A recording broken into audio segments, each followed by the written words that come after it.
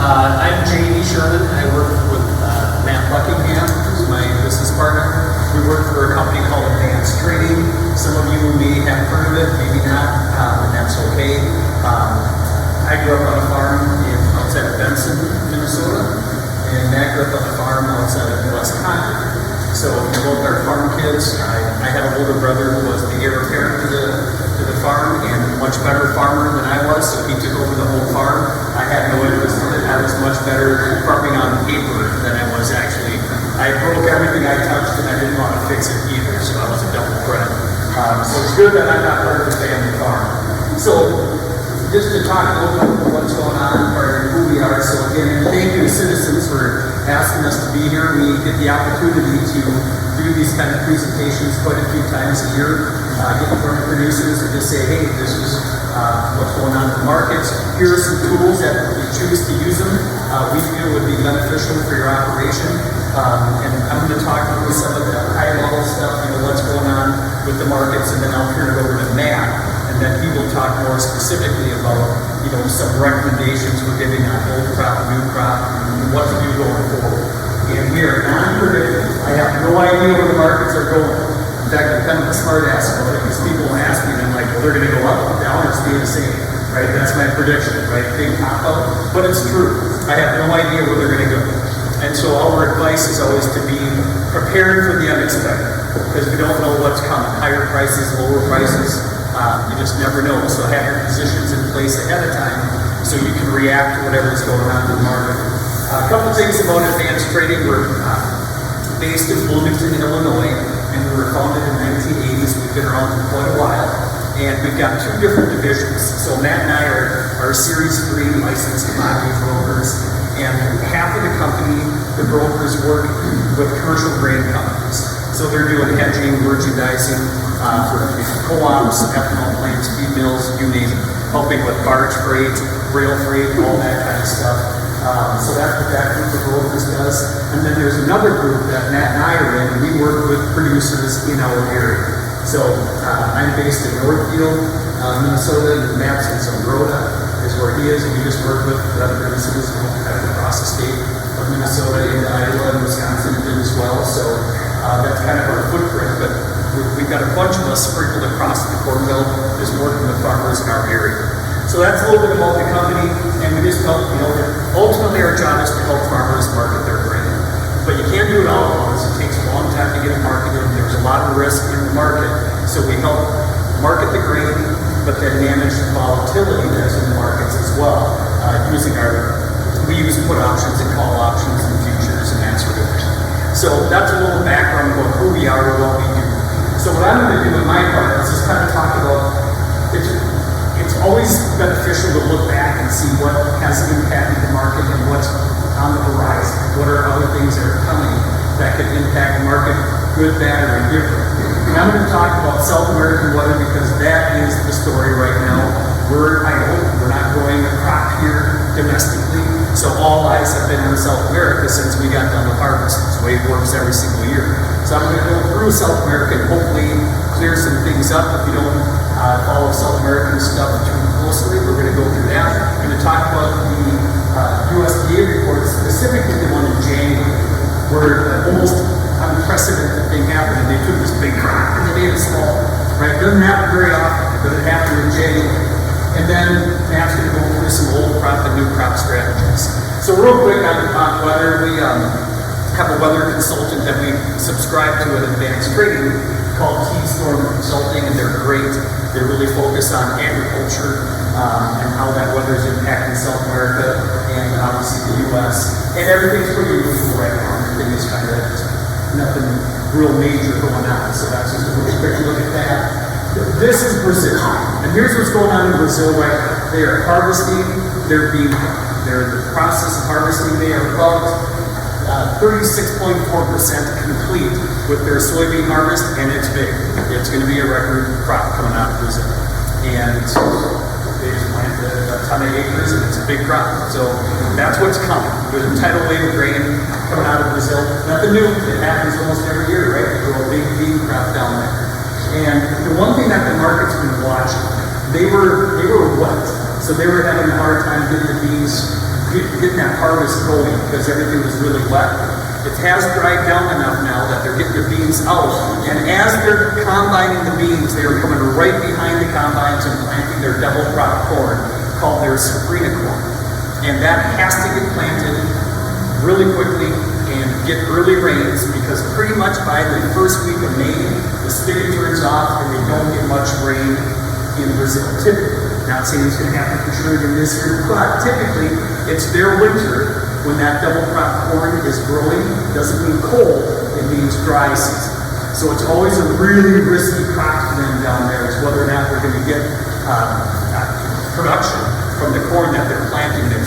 So that's literally happening right now. They are combining like crazy and coming right behind and planting that double crop corn. So again, big bean crop coming. And they were behind, but they had caught up. In fact, my next slide is the corn planting.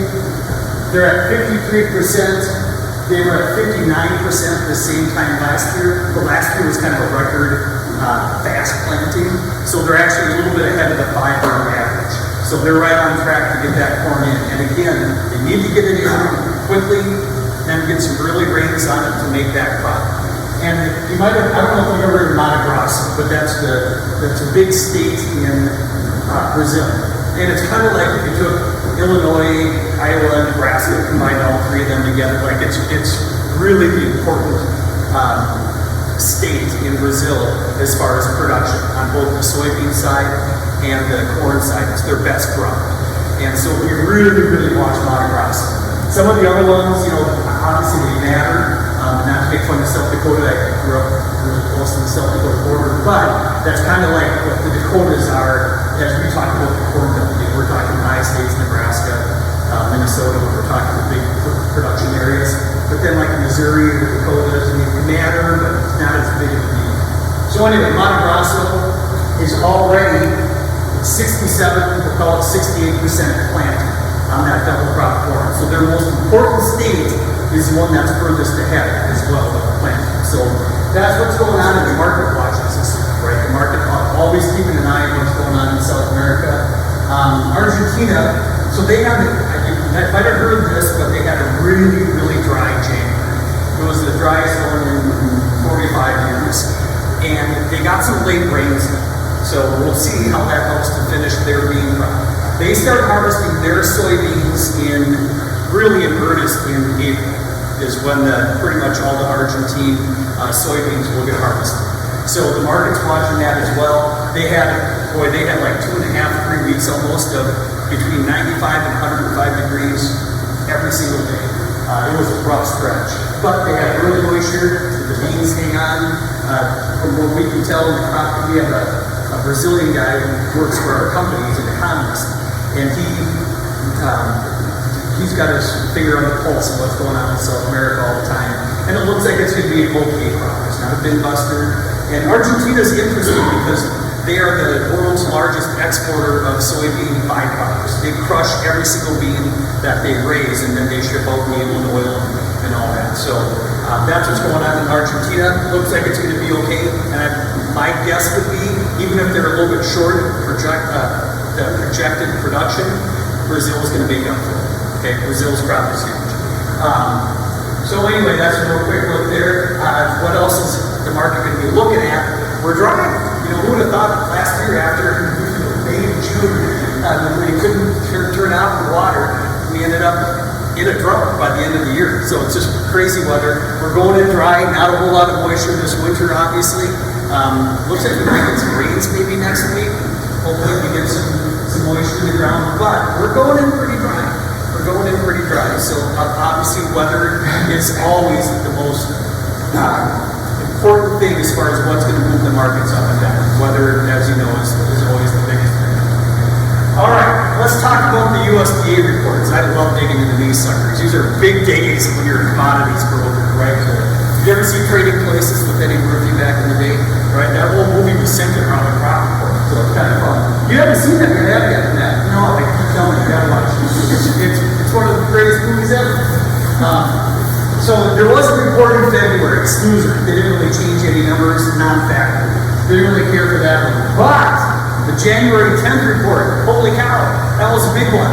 Remember all year last year, they were telling us how big of a crop this was. Big crop, record crop, record. And that's what you guys, as producers, have to market your grain against, right? The USDA saying there's this big ass crop coming.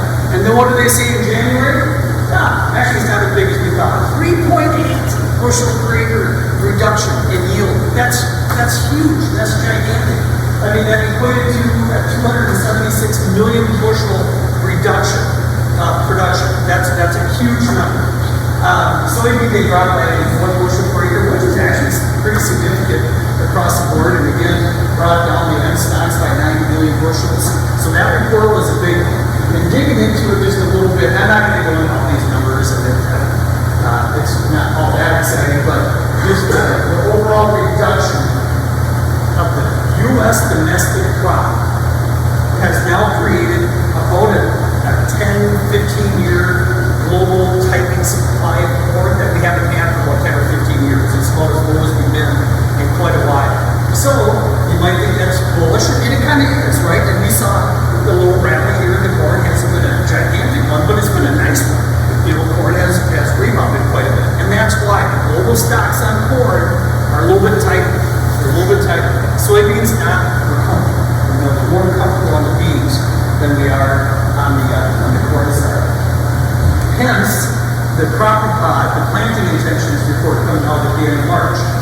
They're probably going to be buying a lot of corn acres, would be my guess, and a reduction in the bean acres. In fact, the report that we saw today from CoBank was estimating 94 million acres of corn and 84 million acres of beans. And I don't remember the last time I've seen a 10 million acre difference. So we'll see what comes to pass on that March 31st report. But it kind of makes sense, right, to have corn pencils out better right now from a producer standpoint than beans do. So we might see a lot of corn acres coming. So anyway, enough about that one. All right, this got a lot of numbers. Look at Minnesota. You can all have Minnesota on there. There's 3 numbers on it. The top one is the number that they put for the bushel per acre yield of corn on the January report. The number right below that in blue is what they were saying it was in November. And then the bottom number, that big one, is the record for each state. The green one's a record. So that doesn't really matter as much. The top 2 do. So they brought Minnesota down 9 bushel per acre from the November report to the January report. And then other key states, Nebraska went down 8. Indiana went down 11. Ohio went down 8. I mean, it was a really big reduction of corn production across the board. So that was just kind of interesting to me to dig into those numbers and see how they came up with that final yield. And so here's some March corn futures. And we had a nice little rally, right? So we were down pretty low, down in the dumps in November, December time frame. But then it just kind of slowly improved. They got better. And once we got into that January, you can see we kind of really took off there. And now it's kind of mellowed out again a little bit. But I didn't think we were going to see $5 futures for later July, much less 5.10, 5.15. I think July got close to 5.20.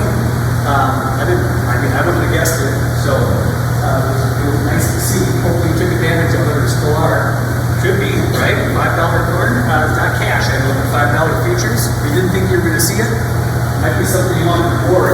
It's my little preachy thing right there. If you didn't think you were going to get there 2 months ago, now you're there. Don't sit on your hands.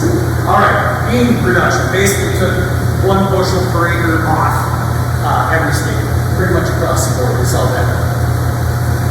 And the March soybean futures then have gone higher, and now they mellowed up. And why are they mellowing up? Big Brazilian crop. It's already made. It's already done. It's getting harvested. The Argentine crop could be fine. It's going to be fine. That'll be getting harvested in a month or 2. So that's why the soybean futures are coming down. So, and again, global supplies are not super tight on soybeans. So that's why the market's doing what it's doing. That's just a chart saying, holy smokes, with a big reduction in yield. Typically, you don't see that kind of thing happen in a report like that. Just the global stocks being tighter. I'm not going to get into that. Manage money. The funds.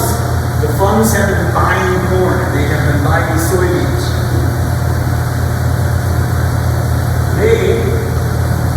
planted in July when the bottom left, and we're a record short, which is incredibly bearish. These low prices, you felt it. July futures last year, 2024, got below $4. We're down to like 380 or something for a lot. It was brutal. And then the funds started buying. They just started buying. It was the quietest little rally. Just every day we're doing nothing big, no limit up days. A couple days maybe up 8-9 cents, but a lot of just like up 3, up 4, up 3, and then they just added this long position, which is great for you as a producer, right? We want to see the funds long, not short. They're fine. They're bullish. And they're pretty much had a record here in the last few years. So the scary part about that is if all of a sudden corn ain't sexy anymore, they start selling, right? When they start selling and they get bearish for whatever reason, they want to take profit. That can cause markets to go lower as well. And it doesn't always have to follow fundamentals. Usually it's not, doesn't always have to. So it's just kind of interesting to see how long and how bullish they've gotten. And it makes sense knowing that the global supplies are relatively tight. And different than the bean market. If you look at the bean market right now, you got the northern hemisphere, you got the southern hemisphere. The southern hemisphere has made their beans. They're there. They're coming to market, they're going to port, boom, it's there. We still have to grow our beans, but that part of the equation is done. On the corn side, they're planting that double crop corn in Brazil, risky crop, goes through their dry winter, what's going to happen there, and then we need to create our crop here too. So if that makes sense, like we got 2 corn crops to make, they already made the 1 bean crop, that half of the equation's already in right now. So that's that. Beans, not quite as bullish, but did go from having a short position up to being long, and now it's coming back a little bit, and this is before the past few days, last 3-4 trading sessions that have been unkind. So, I want to talk about short crop in Minnesota, right? We know we had a short crop. My customers that are, around Fairmont, Bedelia, St. James, so many people that have lost acres, right? Everything was so wet, stuff dropped out, stuff that didn't drown out, didn't produce very well. I make fun of my guys that are down in like Martin County and accidentally, grow 260 bushel per acre corn, by doing everything wrong, and they can still do it right. And those guys, they got dusty. So if we're shorter corn, not as much corn as we've had the past 2 or 3 years in our state, upland basis is a little bit wider than we've seen the past couple years, and there's a few different reasons why. The big thing being, our corn is staying in Minnesota. It's not being sucked out of here to go take care of. A couple years ago we had droughts in Canada, and like where I grew up in western Minnesota, that corn, that was all getting pulled up into Canada, which then was corn elsewhere moves around, right? And then the southwestern feedlots where they couldn't get their corn from Nebraska and Iowa that like typically do because they were short crops in the drought. So that they had a couple years ago, so we were getting Minnesota corn was really going down to satisfy the needs there. That didn't happen in Minnesota. Our corn is staying right here. And we had a couple ethanol plants go offline. That doesn't help. They weren't big ones, but that's a lot of grind on a daily basis that have gone. And so the one in Green Plains, which is in Fairmont, probably not in the market for any of you guys here, but small ethanol plant, they closed down. They closed down. And then there's one in Winnebago. They're idle. I don't know when they're going to start up again or if they will, but they're up for sale. I ain't buying it. No. I put your name in. I said, I got a guy. You'll buy it. Your credit card. He's always wanted to own an ethanol plant. So, but that's some of the reason why, if you're kind of wondering how the basis isn't so kind as it had been the past couple years when we had a bigger crop, that's why our corn's staying low. It's staying. But that can change. PNW, the export market, China comes buying and puts some huge sale on, that kind of stuff can really impact the market. So that's where we are there. That's it for my stuff. So I'm going to turn it over to Matt. But a few things that are on the horizon, right, that can impact the markets. You have the planting intentions report on March 31st, right? That's the big one. That Brazilian safrinha crop, or double crop, and then our drought here. These are all things that could potentially be either bullish or bearish, depending on how things play out. But things to keep an eye on. So before I turn it over to Matt, does anyone have any questions for me at all? Yes, sir. So when they adjusted bushels per acre to work with each back in January, are they able to do that? The question was, can they, if they already adjusted the corn and bean acres on that January report, can they do it again? Boy, that January one is typically the last one that I see. Like, on the one that came out in February, they didn't touch it. I don't think they do touch that one again. That's a good question. I don't think they will. I don't think so. But I do remember what it was 4 years ago, they changed the numbers from the past 2 years. So when it comes to USDA, just expect the unexpected. Yeah,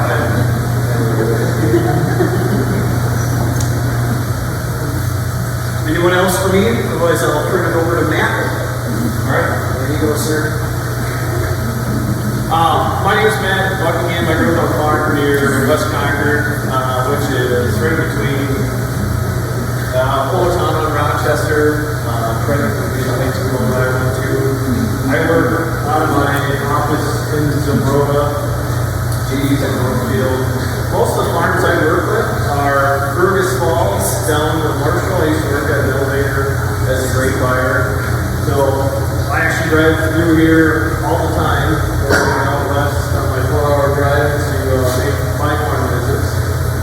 So that's a little bit of a background. I actually, when I was working out west, my dad passed away, so I called JD. The elevator I was at actually was using advanced trading for their hedging, so I kind of knew the company. So I called JD and I said, I need a brokerage account to hedge Dad's crop, but I also need a job. So that was how we transitioned over. So JD talked about a lot of the things that are out of our control. I'm going to talk about a lot of the things that we can control. As he talked about, there's a lot of stuff going on. And I think our human nature is really easy for us to think out 3 months. And even in his stuff, it's really hard to consider all the stuff, the possibilities that are going to happen 6 months out. And I think the hardest thing, so I do grain and quite a bit of cattle as well.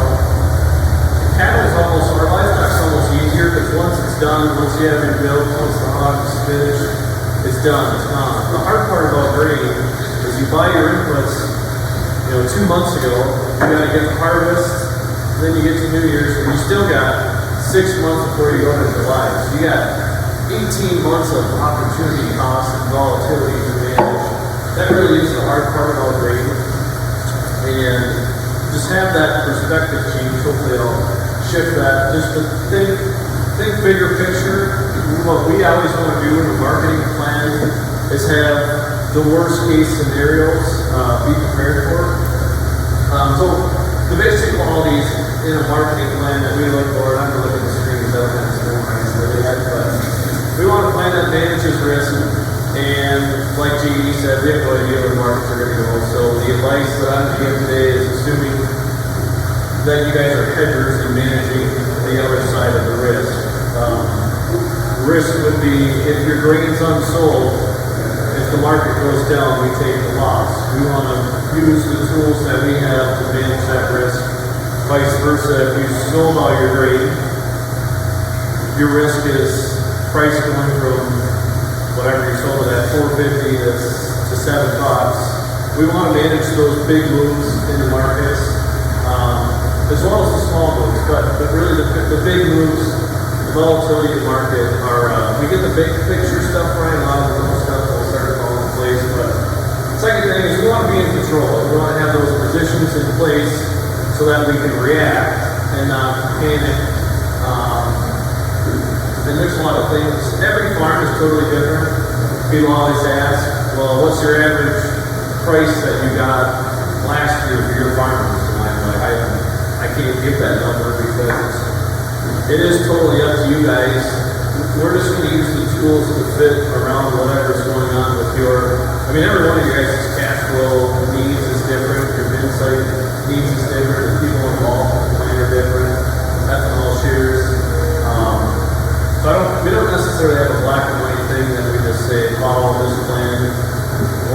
you guys use the tools to fit the best of your ability as possible. Third, we want to secure revenue and protect our balance sheet. Our financials are a really big piece, especially with the high input costs that we still have in this high break-even environment. If I had to peg what the average break-even would be, I would say $5 on the high side, but on average I would say $4.50, $4.60 is probably what most guys need for corn. If I had to put a gross number to it, $850 an acre on corn, $600, $550 on beans is probably safe. And actually beans are not looking too good right now. Corn looks okay, especially if guys have grain that they can put it in and I can manage to carry. But either way, the financial piece, that we are not necessarily just locking in profits. A big piece of your plan should be just to minimize losses. And as I talk to younger guys,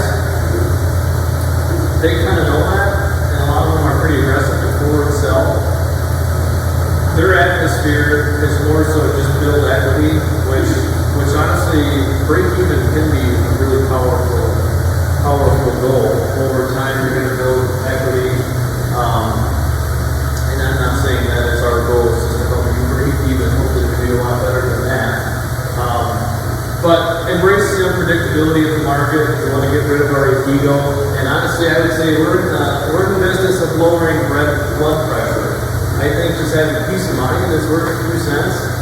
So tell your doctor, you tell the marketing guy, you can get off your blood thinners. And then our job as advisors isn't necessarily, I think a big misconception is if you work with the marketing guy takes control and does everything for you. I would say it's probably the opposite. Our job, education is a big piece. You guys are making the decisions and in control. We just have the license and the experience to help you implement a plan and use all the tools that you have access to without a group. But some of the psychology questions that I like to ask or think about, touching on or thinking out the past 3 months in time value. Well, first thing, am I using all the tools that I have access to? And I would say most farmers, when it comes to just managing the futures, it's either wait and stay patient or they sell. And those are really got two cards in their deck really to do. I'll go through kind of the four tools that we have. And then, obviously basis, that's our job. Help guys manage the carry, get our return on our asset, what the grain is. Cost of old grain has been a really big piece as interest rates are now up to 8%. If you pencil in 8% on an operating, as corn goes up, that cost per month and opportunity cost goes up, but it's probably around 3 cents on corn. Beans are probably 7-8 cents a month. So we have tools that we can look at. Hey, let's sell, generate cash, let's put it on paper with a call option I'll go through. And all that stuff comes in. We want to get the big picture first before we can go too crazy into anything. Other factor, JD and I were just talking about this on our way here. I have a farmer. He's really adapted, and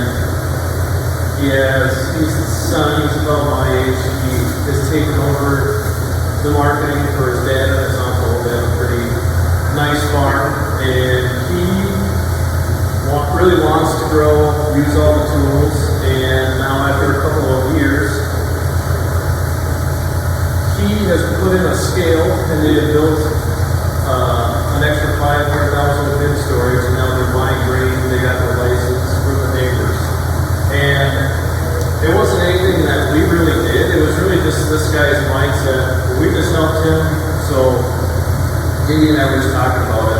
And if someone doesn't want to change or grow or do things different, there's nothing we can really do about that. Your guys' mindset is really the powerful thing. We're just going to try to expose and give you guys confidence and education to implement the plan. Does your current marketing plan does your spouse or lender trust what the current plan is? Are you guys losing sleep at night? When I was going through, my dad passed away right when corn was like $7, so I was trying to buy the farm from my siblings when land was 12,000 an acre at 8% interest. So my lender was a little nervous, which he should be. Luckily, I had access to the tools I already had, working at the elevators and confidence, so I actually sold 3 years from the grain out to make sure I had a foundation. And actually, the farm, the deal did not go through. So, luckily, I used some of the tools that I'll go through to avoid a contract, have flexibility in our marketing plan. Do you want the next generation to use the current marketing plan? Or what you're doing right now going to be the same in 20 years? Let's say another example, what if our crop is really big and South America's crop is really big? We have 360 futures next year. 360, like I said, break even is probably 460. If you lose $1 on 200 bushel corn, that's a $200 acre loss on the farm. Also, if you lose $200 an acre, say that $200 an acre is already borrowed money on an operating line, that's now money, hopefully we don't have to refinance and collect it out of the farm, but now that money is also going to have to be borrowed back to keep operating.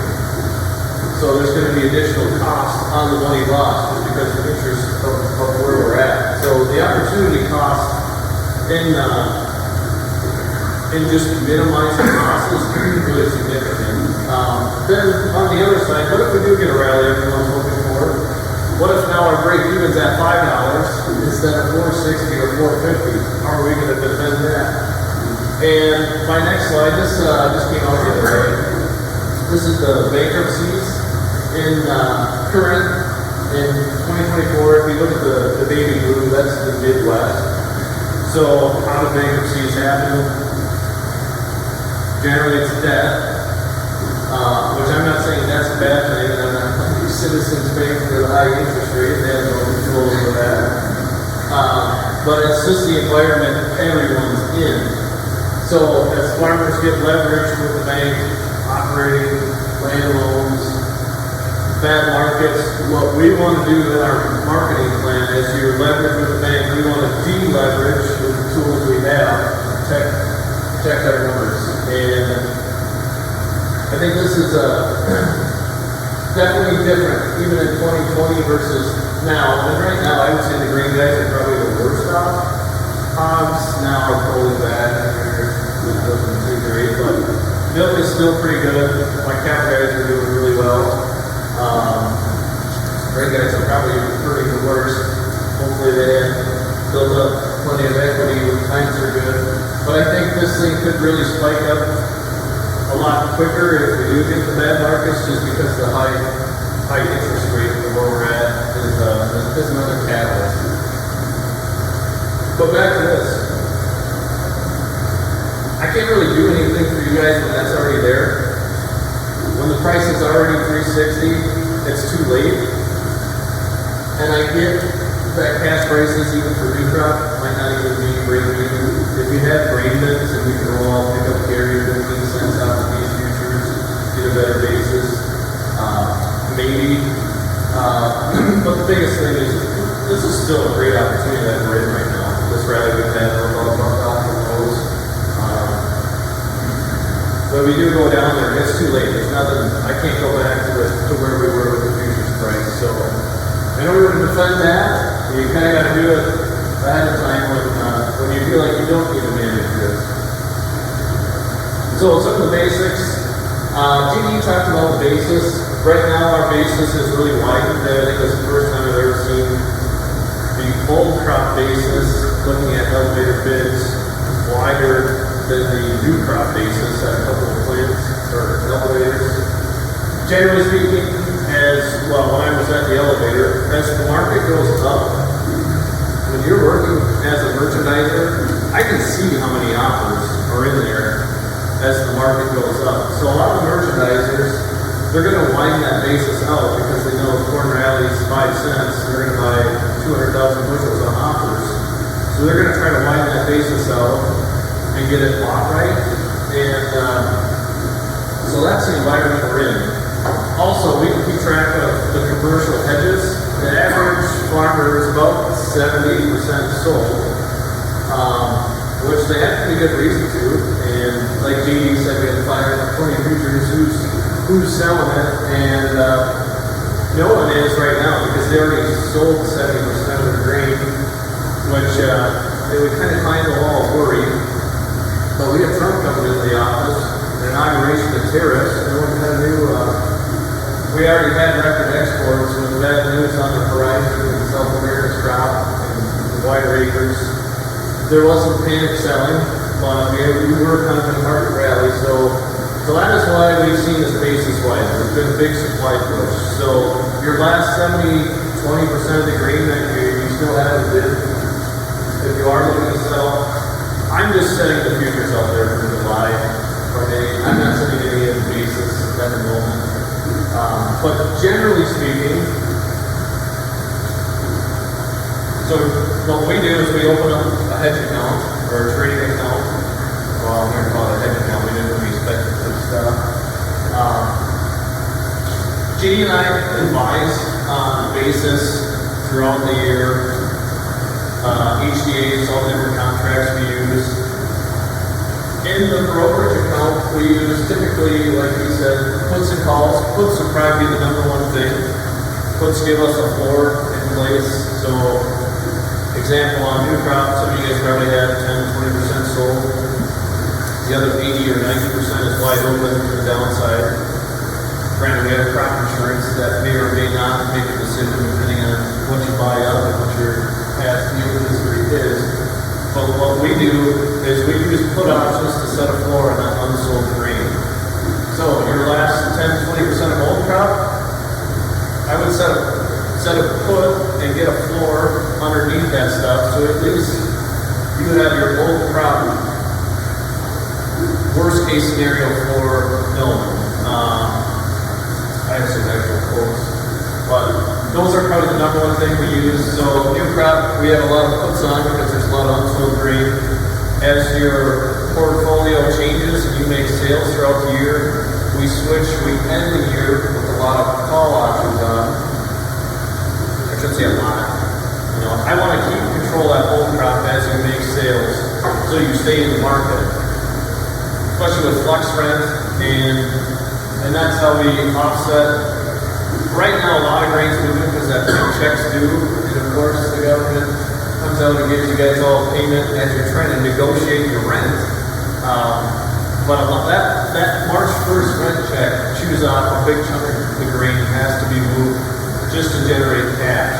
With interest rates where they're at, what we do is we sell the grain because we have to, but then we'll re-own it with some call options anywhere from 10 to 18 cents, generally probably 14 cents a load crop is probably fair. That way we are still in the market. And if you guys want to price off your old crop at the moment, what you can do is just buy some July call options, have a plan, back to what I said at the beginning. Manage the big risk. Your risk now is corn going to $7 and us being priced 70% of it below $5 cash. Just like what happened in 2020 when the market started rallying. That's a lot of times when you do get the big moves, is when the average farmer is sold aggressively. There's not that overhead supply, and that's when you can really get the roll out tops. So if we do get some bullish news, we could really see the market rally pretty quick here because you guys aren't going to sell it anymore. Everyone's going to hold on to that last 20-30%. So as the fund goes along, they're not running into elevators hedging farmers' grain. So that is a catalyst that I could potentially see right now coming if this corn crop has any issues and/or ours does. Occasionally, we'll use futures in the brokerage account. Another example would be some of these elevators have really raised their HDA fees to like a penny a month.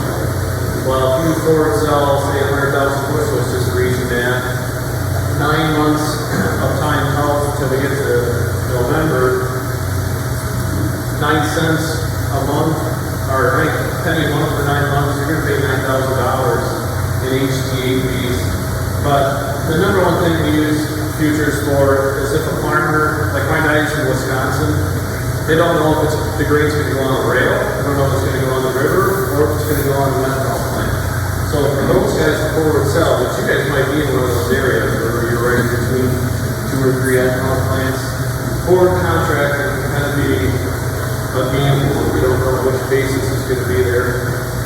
Futures do involve margin calls, so that is probably another one reason why we really don't use any of it. Puts and calls, you pay for the premium up front, and that's it. That's the worst risk that can happen. We really don't ever get on the other side of the fence of selling options that can create margin calls, those other more stories.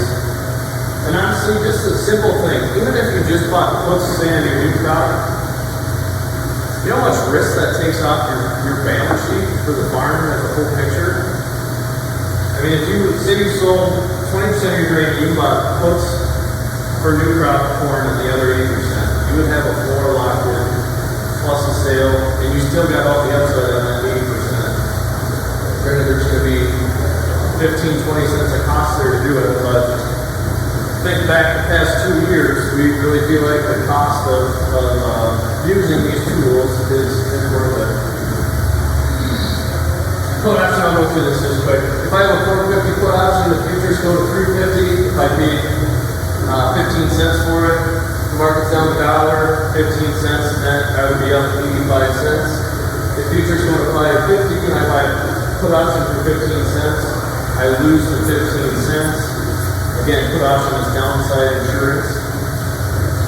On the flip side, say we sell our grain, we generate cash because we need it, or we're in a rally and we just want to sell. What we'll do is we'll buy some call options to stay in the market through to July. Like I said, the hard part about grain is you have 18 months of making sales and managing risk that far out. So if I buy a call option at $5, the price goes to $6, that call is going to be worth $1, offsetting your cash sales of being $1 lower. Remember, $1 is $200 an acre opportunity cost. So the reason why we're buying it is not in case corn goes to $5.30. If you miss out on a 30-cent move from where you're, say you sold and the market added another 30 cents, that stinks, but you're going to farm another day. Your sales are probably going to be pretty good if you can consistently do that. What we use call options is for is when we really mess up and our sale doesn't look good. You don't know until hindsight, but so all the bushels that went to town this fall. I'm not a big fan of paying commercial storage, 5 cents a month. Corn interest free, 3 cents a month. You got 8 cents every month.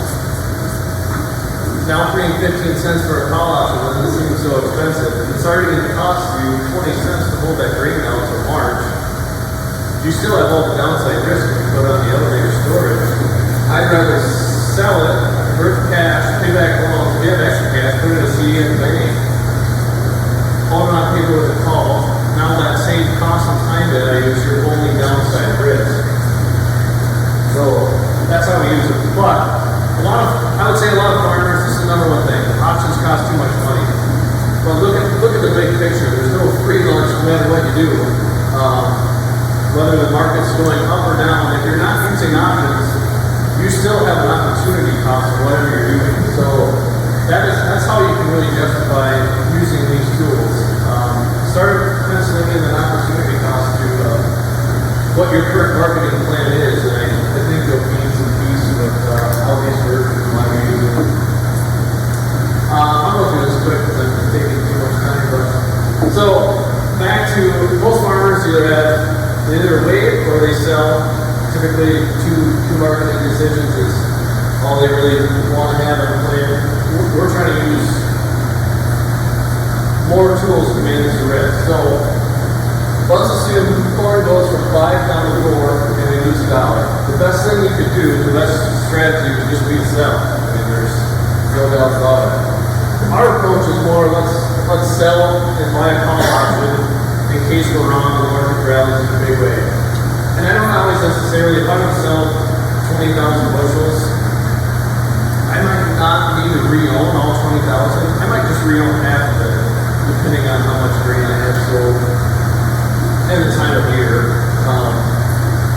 But if the market went down, say you sold, you bought a call option for 15 cents, you lost of 15 or 20 cents in this example. The third best option would be to buy a put instead of floor, which would have given you a gain in your account. You would have had a hedge gain, but you would have been better off by selling and buying a call, even though that call option would have given you a hedge loss. So sometimes less is almost more, and this is the why it's kind of hard for us to wrap our head around marketing plan. Worst thing to do would be to do nothing. If you didn't do anything, price went from 5 to 4, 200 bushel corn, $200 opportunity cost. So now if you flip it, let's assume markets go from 4 up to 5. The best thing you could have done is wait and do nothing. Second best thing you could have done would be to buy a put. Buying a put buys us time so we can make our marketing decisions. Buying a put is the second most bullish position you can be in. Third best strategy would be to sell by a call. That you would have had a hedge gain. You would have saw your call option being probably 80 cents. But you still would have been better off selling cash at a higher price, waiting to sell, and lose the money that you paid on the put. Obviously, the worst thing you could have done was sell. So that's kind of how the game works. The goal of the game is to avoid fourth place. And this is why farmers kind of freeze. Because if you look at the parallels, your best decision becomes your worst decision. Your worst decision becomes your best decision. It's really hard being in a volatile market and marketing plans. You're picking the most volatile tools to use.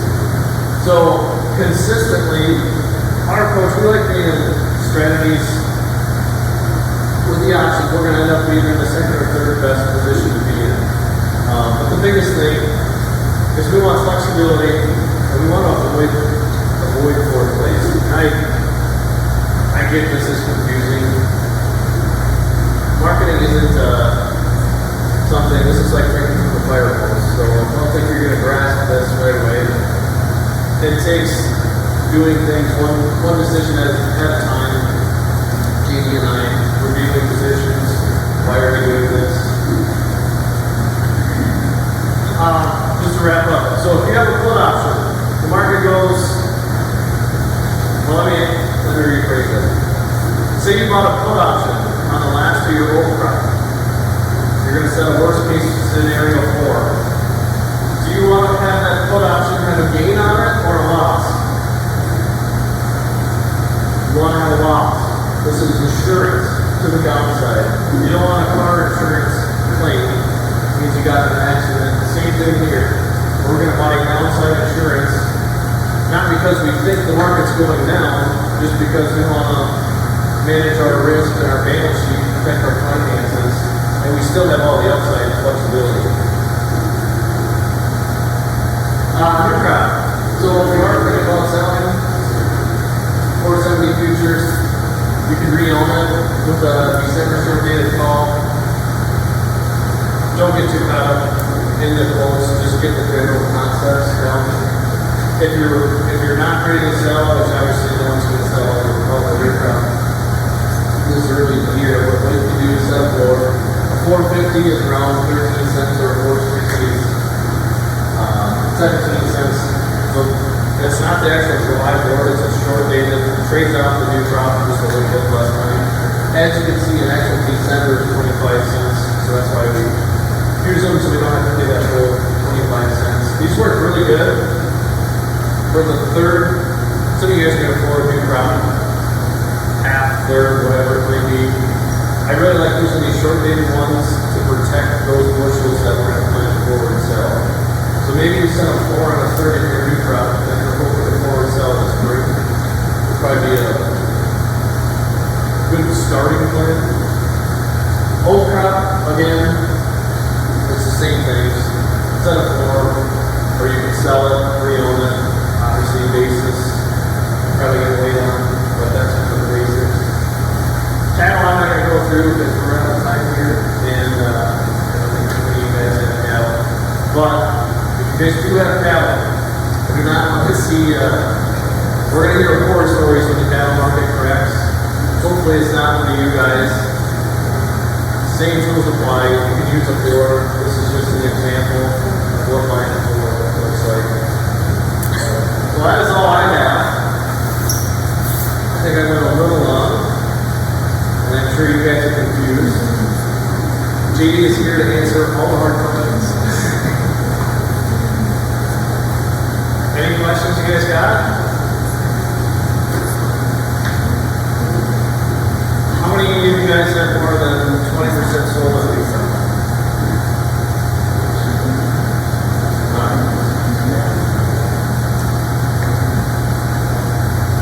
How many of you guys are comfortable with being 20% sold on your product?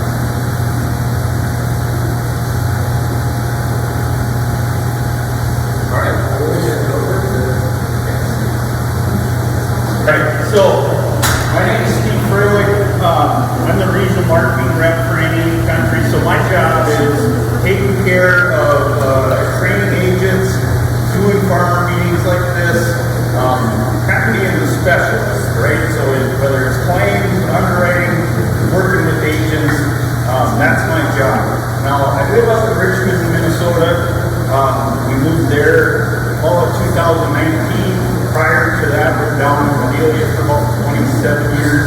But I am originally from North Dakota. I grew up on a farm there. My brother took over our family farm. He had a better temperament, or he's able to handle the risk better than I am. I went the easy route and went into the crop insurance. So he's dealing with the stress, and I'm not so much. So I do live in Richmond on Big Lake over there, and so I do fish, but I got a new project here. I've been looking for an old truck for a lot of years, and most of their buckets are rust, right? I take 5,000 for all a bunch of rust. But I did find this international, 49 International 81. So I've been working on that, kind of a lot of unseen stuff. The fenders up there, I'm redoing those, got a new radiator and stuff in, so that's my side project there. So with the crop insurance, skip this. I'm trying to pack. Usually I'm up for about 45 minutes to an hour. I'm trying to pack it in a half hour here. So I'm going to just give you the high points. All right. Usually I start out with weather. JD kind of covered the weather. Last year at this time we were sitting and worried about the drought, right? What happened? Excessive moisture on our corn. Later on, we probably had losses on our soybeans because of the drought. I'm going to get to the most important weather forecast right here. The onion lady. You guys heard of the onion lady? I think there's one up in Stearns County, isn't there? So the onion lady, when she harvests the onions, I don't know what the science is or what she does, but she's able to predict the weather for the whole year based on how the onions dry and the thickness of the skin or whatever, okay? So this is probably the closest it's going to be. So February is supposed to be very wet, maybe a little off there, unless it snows this week sometime or get a lot of rain. March, very, very wet. So if you put the onion lady in the old wives' tale, or the saying that 90 days after a fog together, we had a lot of fog in December, that could work. So wet in April, damp, wet, July, wet, dry in August, there you go. That's all you need to know. The biggest thing I think is, no matter what happens, when you take crop insurance, you're setting your safety net, right? No matter what the weather does, whether prices go up or go down, that's what we're insuring with our revenue protection. So, I'm going to skip that. I kind of like the whole food triangle as far as my crop insurance. When you sit down with agents here at Citizens, they're going to probably you're going to start out with the base policy. Most of us are on revenue protection, and then you're going to choose the correct level for you. We've got a wide range of operations from, if you're up in Stearns County, where it's very expensive to buy the higher levels, down to the southern part, southern counties, where you can buy the 80 and 85 levels, okay? So they're going to sit with that, and they're probably going to bring up SCO and ECO coverage. The ECO is the big news this year, because we've got some changes at that, all right? So I'm going to cover that, but then also, if you have wind or hail problems, those are still our number one spot loss peril in southern Minnesota. You know, whenever it hails or if you've got wind problems with your corn, it always takes off that top part of your coverage that your multi-peril doesn't cover, okay? So here's where we're at right now as far as our pricing. So the way we do our price setting on our corn line, they're tracking the December futures of 25. They average the daily closing for the whole month of February. Okay, we got 2 days left, but our average right now is 471 on our corn. Okay, last year we had 466. On soybeans, we do the November futures daily closing, and we're at 1056. Last year we were a lot higher with 1155. Okay. So with the crop insurance, that's where we set our spring price. As far as our harvest price, we do the same thing for the month of October. We do this daily closing for the month of October, December futures, soybeans, same month, October, November futures closing. That's how we come up with the harvest price, okay? Here's kind of an example of how your coverage works. I think it's important to kind of know up in the number one, you know, we always start out with your APH, right? Your 10-year history. Each one of your units may have a different, it may be higher or lower than that 200 I plugged in there. Then you go from there and you're going to choose a level, right? My examples are 80 and 85. When you take that, multiply that by your 200, you're at 80, you got 160 bushel guarantee, 85 gives you 170. Then we take that spring price, 471, times our guaranteed bushels, we come up with a revenue guarantee. And there's a third step for the fall price. When the fall price is lower, you get the higher of the two. So in blue there, that's 754 in my example, or 801. That's going to be my guaranteed revenue for this unit or for my farming operation if I'm looking at an average, okay? Step 5 is going to be how do we collect or how do we know what to pay you as loss? So we're going to take what you actually harvest. You harvest 160 bushels, which is right at my bushel guarantee, right? And if the fall price goes to 420, you got a loss, because that's your harvest revenue, the 672, we subtract it from our spring guarantee, and there's the payments there, 82 if I was at 80% level, and 180 at 28 if I was at 85, okay? So that's an example of just if the price drops in the fall, and I don't have a yield loss below my bushel guarantee, okay? So that's kind of a subsidized put or a price drop protection, right? Here's kind of our history of price, and when we look at what we're looking at is all the yellow bars are my spring price over the years, and then the green is where we've been at the harvest price. So 12 out of 8 years, the price does drop from spring to fall, okay? You can see 2010, 11, 12, what was that big drought in the high states? You remember that? The harvest price went up to 750, and then it kind of went down, and we had some bad years there from 15 all the way to 2020, and then we've seen another spike here just lately. All right? So that's the price drop. Now the other side of the protection is, you know, when you look at revenue protection, it's a protection against harvest loss, yield, or a price loss, or a combination of both of those, right? So, same numbers we're working with, but on step 3, when we track that price in October, if that's higher than our spring price, your liability or your revenue guarantee actually goes up, all right?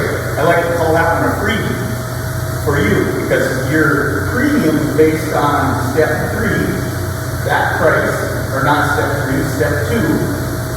When the harvest price goes up, your liability goes up, that doesn't cost you anything extra, okay? Now, again, we always use that harvest price to figure out, I put it, if I harvest 165 bushels times 550, I got 908. I did that right in the middle there to kind of show that when the price goes up, you do have to have a bushel loss. See the 160 bushel guarantee at 80% level? That is showing that I wouldn't have got paid anything because my harvest revenue was 908, my coverage was 880. At 85% level, I got 170, so I got a 5 bushel loss, and that's where that 27 comes. Okay? So that's a protection for if the price goes up. It's kind of a subsidized call, right? So, 8 out of 7 years, or 6 out of 7, 18 years, that price is higher in the fall.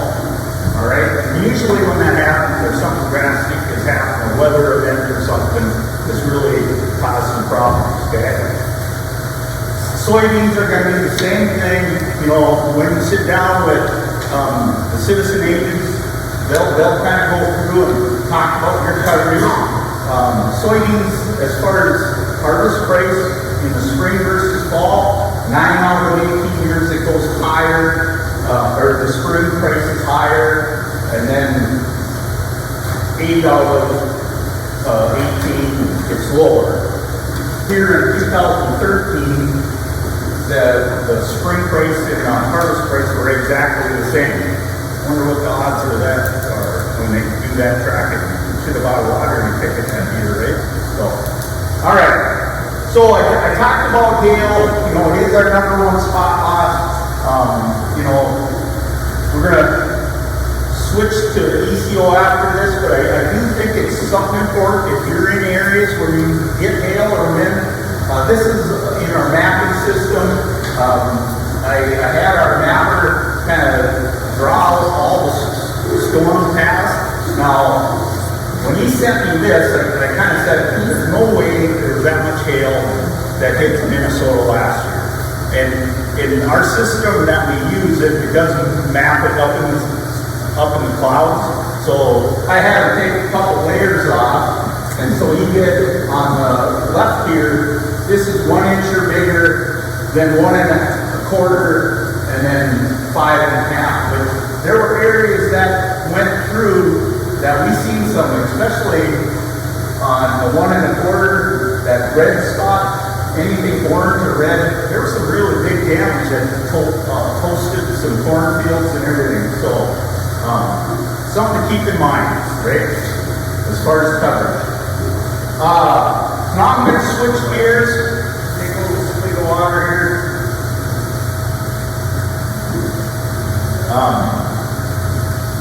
So there's 2 things out there that's getting a lot of news. There's SEO, which is supplemental coverage option, and then there's ECO, enhanced coverage option. The SEO is coverage from whatever level you're at up to the 86% level. So I'm going to show this right here. So if I'm at the 75% level and I take SEO, it's going to take me and cover me from that up to the 86. Now it is on a county-based loss experience, all right? One of the drawbacks to SEO is when we're looking at the farm program at FSA between County Arc and PLC, if you half county arc, you're not able to do SEO because they're saying it's doubling up coverage. All right. So, and that's what I'm going to finish up with is the county arc or the FSA's program. But that basically that's this coverage right here. Okay. So the same, and I'll get into ECO and why it's such a really big topic this year. The enhanced coverage option is last year, if you got it quoted to you, it was fairly expensive. It was like $25 to $30 to get $80 to $90 worth of coverage. All right. They increased the subsidy this year, so we were, NEU and Watts, we kind of worked together to get the government to put this plan in place. And then this summer we went to the feds and kind of said, well, can we increase the subsidy? So they did. So now it's going to look a lot more attractive if you haven't seen the quote yet. So again, it's an area band coverage. You can take from 86 to 90 or 86 to 95. Now, when you're buying a county-based policy, you want your trigger as high as you can get. Okay? So I would recommend 95 level. And then if that's too much expensive, you can reduce the coverage down to like 50%. Okay? So your trigger's still at 95, better chance to get collect, and then you can have less. You're just not going to get paid as much as if you took 100% coverage. All right. So there's no ties to the FSA programs. All right. The indemnity is paid after the final yields come in with the county. Okay. And how they do the yields is now they're tracking all of the companies. Crop insurance companies' yields that we get in from you. So it's all companies, all farmers that have crop insurance, they'll average those together. Okay? Now, the production reporting date for that is, the final date is April 29th. So the yields aren't going to come out until probably June. All right? The same yield that they use for ECO is SEO, and then also the FSA's program uses that on our county. Uses the same final yield. Okay? All right. We're calling this the Blue Light Special. For you old guys that used to go to Kmart, right? Some of you young fellows probably don't remember the Kmart. I do. All right. So here's kind of your ladder of coverages that you can take. So we got our revenue protection. You can buy up to 85, right? Then you got your SCO, or you're going to choose between the county ARC at FSA. Or if you do SCO, then you would do PLC at FSA. All right? Then you got from 86 to 95 on ECO. So let's get into some of the yields. So kind of pick out your county here. This is so southern Minnesota. So you can see your counties there. That is the expected county yields. That's what they're starting out with. All right. I'm not sure why is that a cloud there. We don't see a number there. Anyway, that's surrounding counties. That's the expected county yields. All right. Stearns 172. Brown County, we got 211.28. That's what we're going to start out with. All right. And then we take that yield or that price that we're tracking right now and times it by that expected yield. So we're up with an expected county revenue. Here's our soybean yields. So find your county and see what the soybean expected yields are. All right. I'm going to go to just this chart here, which is kind of showing us how this works. All right. So on top in yellow, I got 472 dropped the things from yesterday. So our February price would go in there, and then we can do a scenario.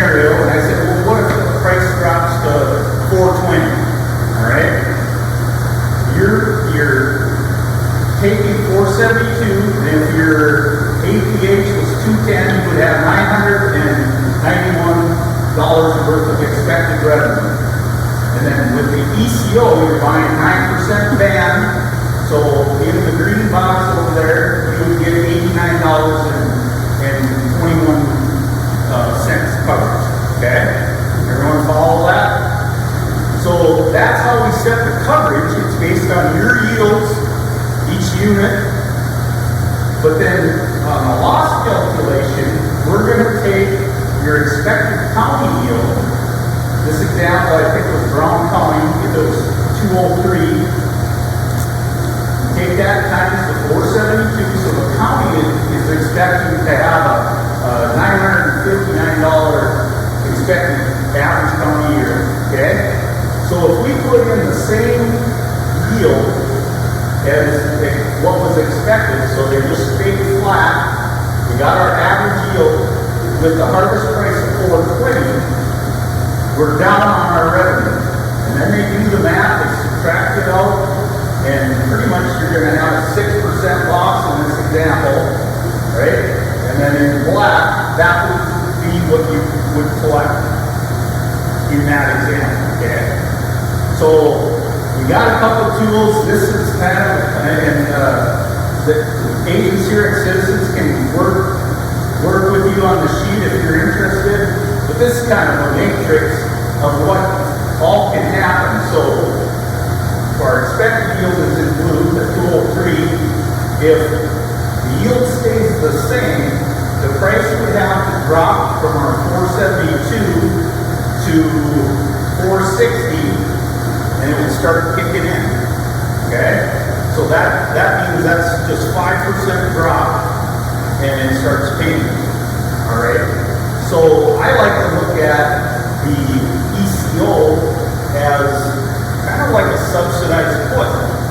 You're buying, and if you want to kind of lock in 471 corn for the year, based on the county loss experience, you're protecting that price for, if it drops 5%, this is going to start paying.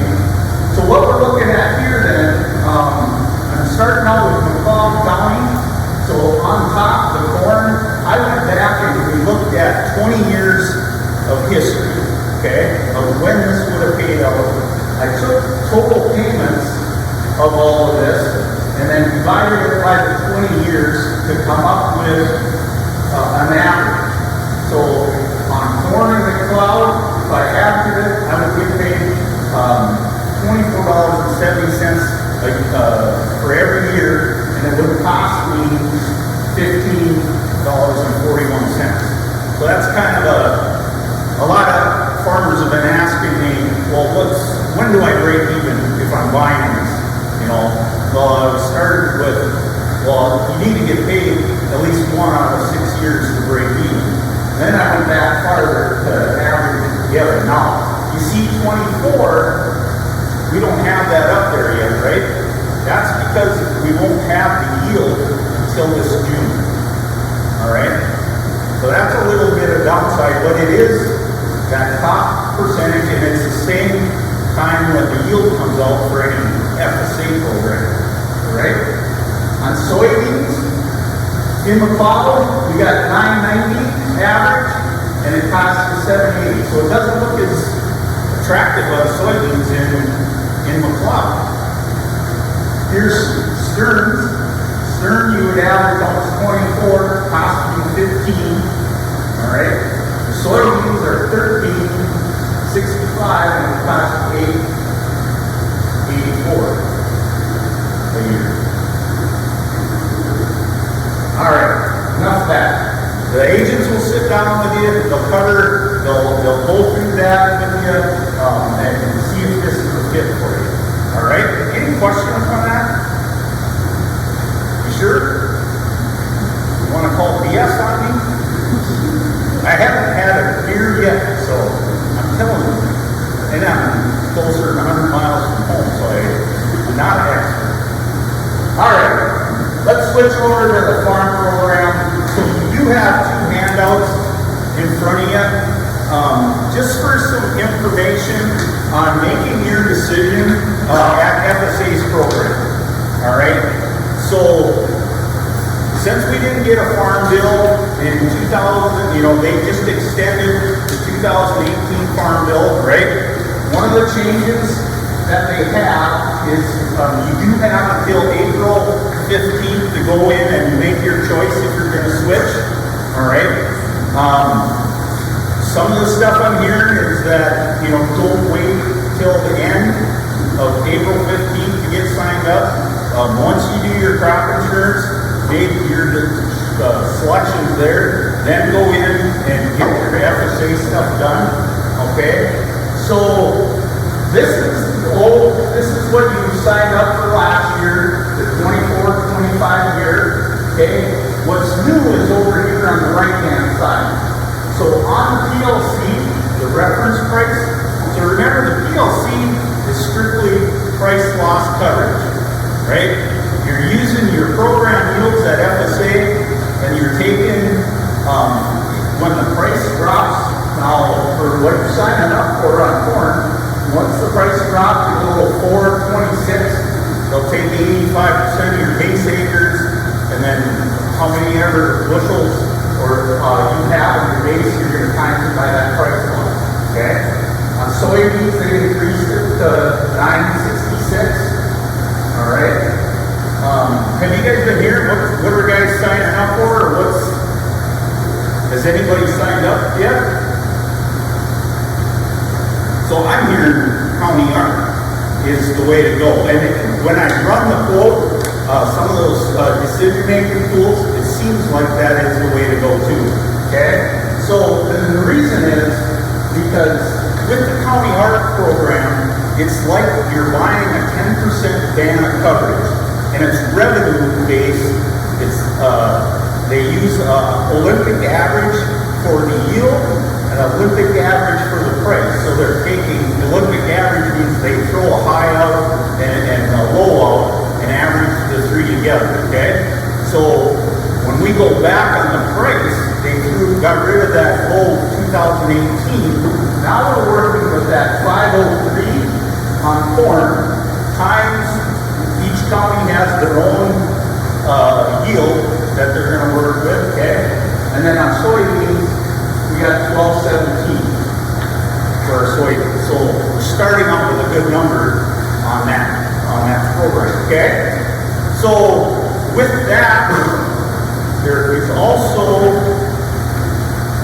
on the back sheet here, one of Kent TC's is a decision-making tool for these programs.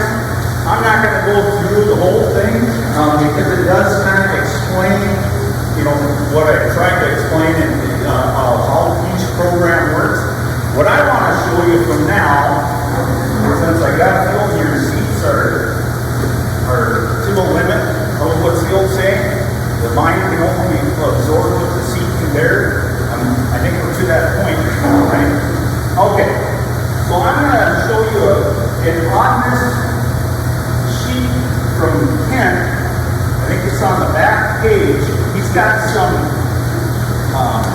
links for calculators that you guys can work with right down here.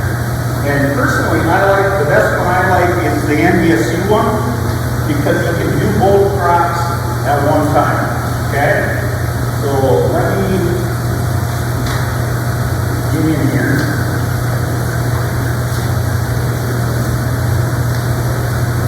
So this is what it looks like.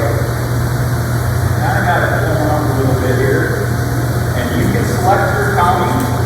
Which county do you guys want to, or we could have a fight since there's so many, right? Oops.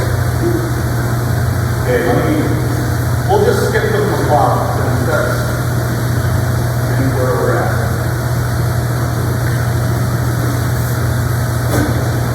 We'll see.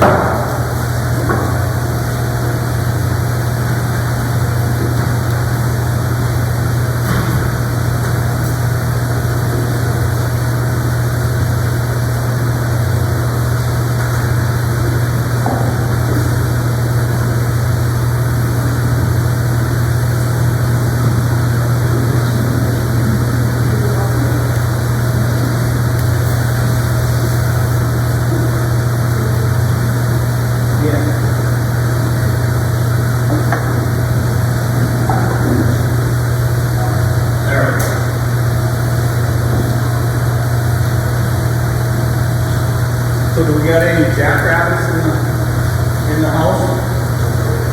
I'm a part of the herd. I didn't go there to Fargo, to NDSU, but I paid 2 kids to go there, so I think I got rights to be part of the herd.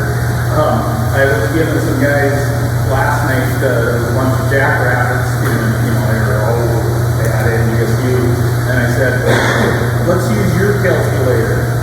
They don't have a calculator, so. All right, so what we're looking at here, and you can pull that up, you can put your county in there, and you can put your base acres in there too. I just put one so we kind of get an idea of what's going on. Now, when you look at the column with the PLC payment fields, there's where you're going to have to, if you don't know, you'll go to FSA, and back in 2018, we had that choice, or that option to update our yields, right? We took from 13 to 17 to update those yields. So that's what you would put in there. I don't know, I just put the same as the county kind of expected average. So when you're looking at that, then you can do scenarios in here. So let's change the price on corn to 426. And then for soybean, 966. Yeah, 966. So I have the yields up to where they're at for the county art program, but on the price laws, the way they come up with that national market pricing, they start in September. So when you sign up for this PLC or county art, they're going to start tracking this September, and they go for a whole year to the end of August of next year to set this market average. And they're using like 1,800 some grain buyers. They do some Chicago Board of Trade, and they do the whole nationwide do an average. Okay. So if the price drops to on that county average or that market year average to 426, you can see the county art is going to pay you $43, and on soybeans, if it's at 966, it's going to pay you $40. Okay. Why isn't PLC column showing up? Because it's strictly price loss, right? I have to start falling below that 426 and 966. So let's put $4 in for corn. So if the price, when they do that average, comes in, and it comes in at 4, let's do $9 on soybeans. This is what you would end up getting paid.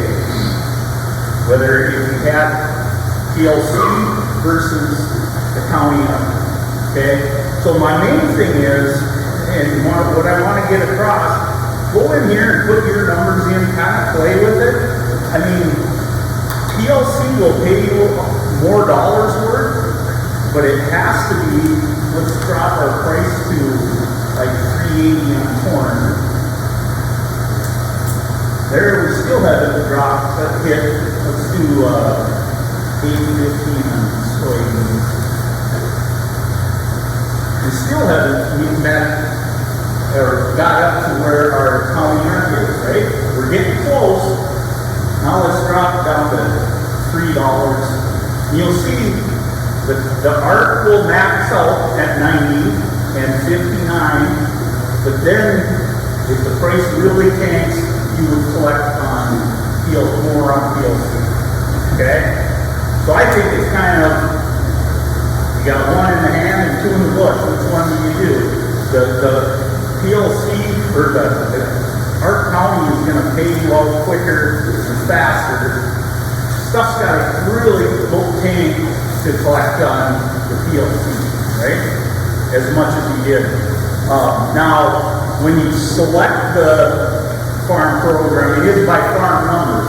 So I could have a PLC farm and then put county ARC on another farm number. But those are the decisions, and I think with the crop insurance, you could look at it, okay, if I got my crop insurance and if I'm at 75 level on revenue protection or 85, then I take the county part. That's got a band that's going to cover me up to 86. And then after that, does ECO on top of that make sense for me?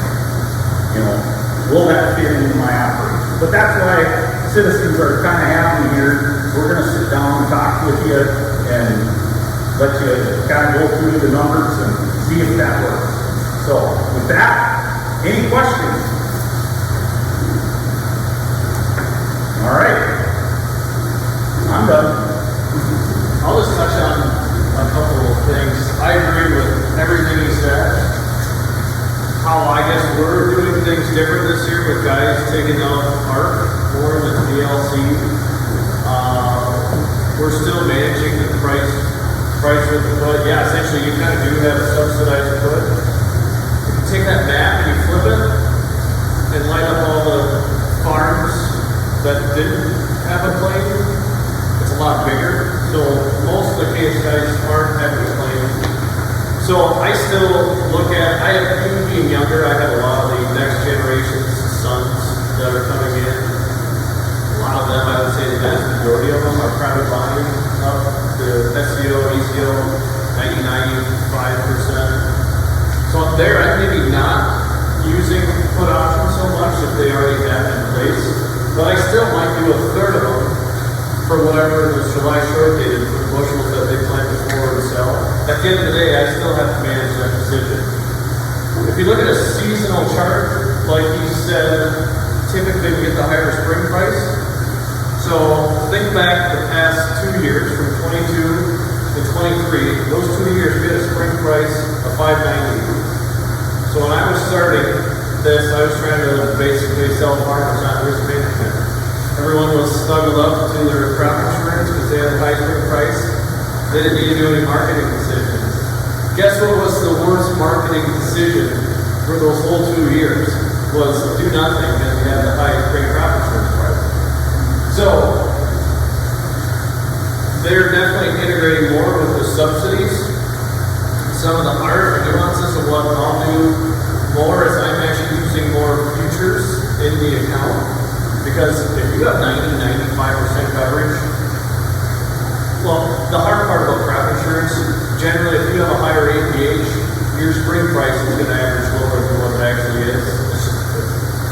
It has to be a fact. They're just indirect relationships. Although I did go to SDSU, my calculator went broken. But that's the trouble with crop insurance. Everyone probably wishes crop insurance was actually just a subsidized put. They didn't have to worry about the yield factor affecting where their floor actually was. And every year I always hear it, the crop's going down, it's not going to look good. The side dressing, the crappy June stage, it's usually the best time to be marketing. That is, we get into June 30th, market breaks that report, the higher acres, USDA comes out with final yield, through September, August, lows, market tanks.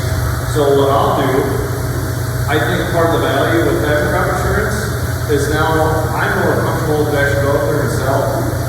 But if I sell futures, even just say today you sold futures at 470, and you had crop insurance, say the market broke to $4 like it did last year. If I have you're probably going to have, last year was PLC more, this year it's hard, so maybe we'll see, you're going to need to have the yield hit. But that's a lot of, if the market drops and you have a yield hit, that's a lot of unrealized gains that you have on the farm. What I like selling futures in the account for is I will actually buy back that futures position. If I have a 70-cent gain on there, I'm going to take that, get prepaid for it. I'll lean on my crop insurance if I can really trust my guess on what my yield actually is and what the price is. Otherwise, if I'm not comfortable actually trusting my crop insurance as a floor, then I might actually go out. A lot of times when the market's down, that's when the best opportunities are there for carry. So I might use those gains. If I have a 70-cent gain, I I might buy it back, spend 15 cents on a March or July put, so I still have the floor in a month where you guys don't have crop insurance anyways. So now you're back long. So now think of that this past year.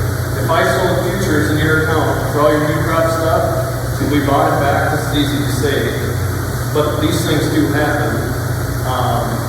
Say you bought it back and now you switched it to a March put, now the market's rallied up another $1. I have a couple guys, they've been with me for a while.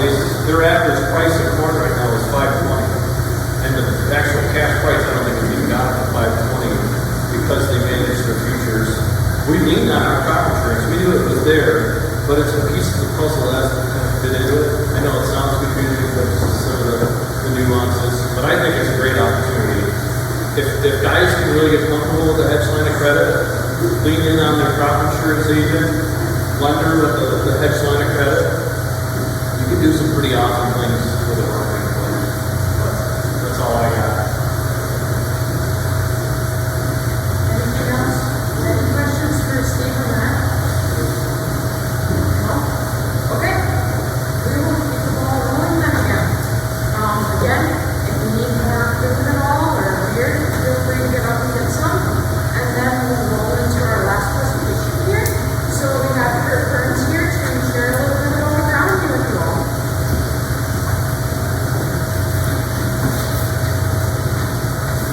Thank you very much for citizens for inviting me to visit with you tonight.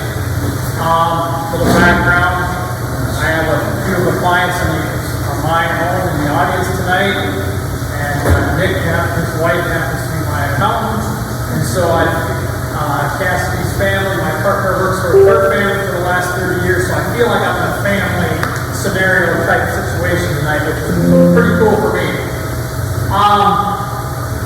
We're going to talk about what happened in 24 here. How many in the audience were satisfied with the crop this last year? Alright. That pretty much tells me what I'm also. I was not satisfied with my crop, probably the worst year I've had personally since 1993 in Sibley County. Obviously, Mother Nature wins a lot of years. That's why we have crop insurance. That's why we try to market with some risk management tactics. I guess for me personally, what I learned this last year is that don't give up unless it ultimately puts you, basically your crop is drowned out or hailed out or completely. But what we've learned is don't give up. We need bushels. Bushels always win. Always, always, always. I think for me personally, when I went to my lender in January to go over my balance sheet, the worst feeling I had is I did not have any crop inventory this year versus previous years. Sure, we had crop insurance payments, but the crop inventory was the worst thing possible not to have. So we have to concentrate on getting bushels. And that's okay. So what I'm going to talk about, I got a presentation here, but it doesn't matter. I'm just going to talk about nitrogen first. Nitrogen, obviously, of all the nutrients for our corn crop, is the most important nutrient. And it's a neutral electron, so it doesn't attach to the soil. It's neither positive or negative. The soil is a negative charge. And so obviously water affects what nitrogen does. And so you go back to 2023, where my wife and I farmed in Sibley County, we had 4.5 inches of rain for a total year. Last year we had 38 inches of rain. How do you guess the weather? You can't guess the weather. But what you can do is try to learn from things that have happened in the past to you on your operation. Alright. Okay.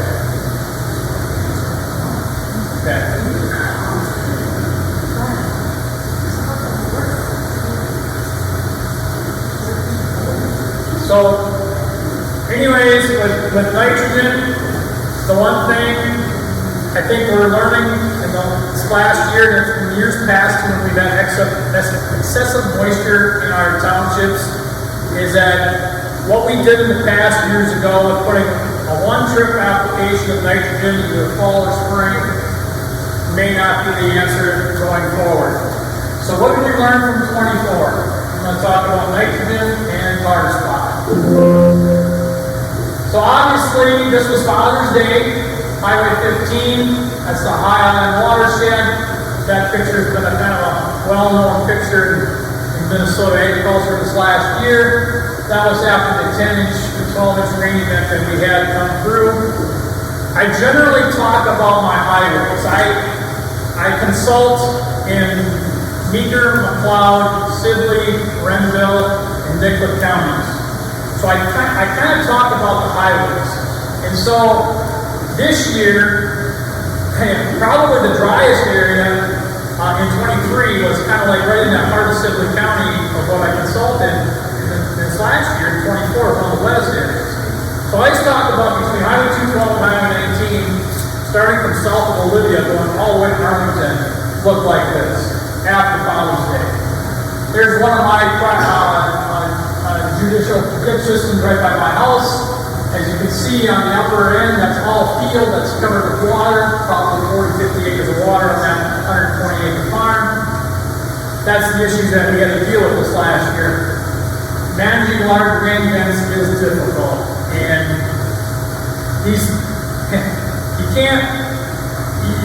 we love drainage, we all agree with drainage, but sometimes you just can't drain enough for something like this when the systems are full. You get the first 4 inches of rain, systems can handle it. It's the next 4 inches of rain, a day or two later that this is what happens. So we can have emergency issues with crops. Obviously this is ponding water, causes crusting, causes poor emergency crops. Ponding water, nitrogen issues, and obviously water damage. Those are the issues that we face when we have ponding water issues. Washing issues with corn. If you have urea out there in a pelletized system of ESN, all that water carries that ESN pellets down the valley, and there's your nitrogen sources there. So what do we do? These are the precipitation changes from 1991 to 2020 at a 30-year thing. And if you look at this graph, look at 2024, and that's been happening when we have these really wet years. The excessive moisture really starts to happen in that April, May, June time frame compared to the previous 30 years that we had. You saw that always comes up like that, but it's getting higher and higher when we have these big rain events coming through. When I was growing up in Grafton Township in Sibley County, a big rain event 30, 40, 50 years ago was 1 to 2 inches of rain. Now a big rain event is 3, 4, 5, 6, 10. You pick your number, that's what we're getting. So how do you manage around that? And I think that's the change that we're seeing, is that these extremes are so much this way or that way. 23 were extremely dry. 24 were extremely wet. What are we going to have this year? I don't know. But we have to start looking how to manage these things in order to get bushels. And that's the main thing. Bushels pay bills. So what happened to my nitrogen that I applied last fall or last spring? It was interesting. We go through, and I think that the researchers are really looking at this. Do you remember Christmas Day of 2023?